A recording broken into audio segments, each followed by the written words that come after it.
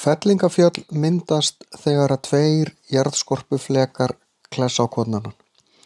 Þetta getur gerst þegar að við erum með tvo fleka sem að fara hérna báðir í þessa átt, að þá klessast þeir svona saman og mynda þessi fellingafjöll. Stærstu fjallgarðar í heimi eins og Himalajafjöllin eru svona fjallgarðar, fellingafjöll. Það getur líka verið að við séum með úthafsfleka sem að fellur undir og skríður undir meginlandsfleka, að þá gerist þetta líka svolítið á annan hátt, en þá myndast þessi árekstur en úthafsflekin fer undir meginlandsflekan.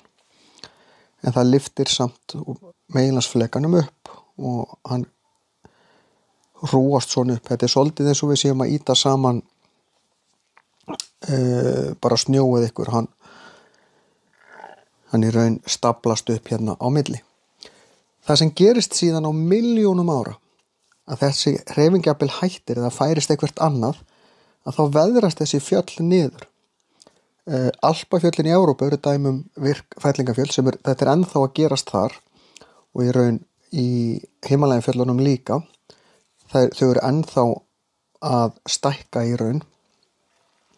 En það eru aðrir fjallgarðar í Evrópu sem eru gömul fellingafjöll, en þá veðrast þau niður. Vatnið og vindurinn brýtur þetta hægt og rólega niður, tekur milljónir ára, en á endanum að þá verða þau að bara litlum fjallgörðum aftur.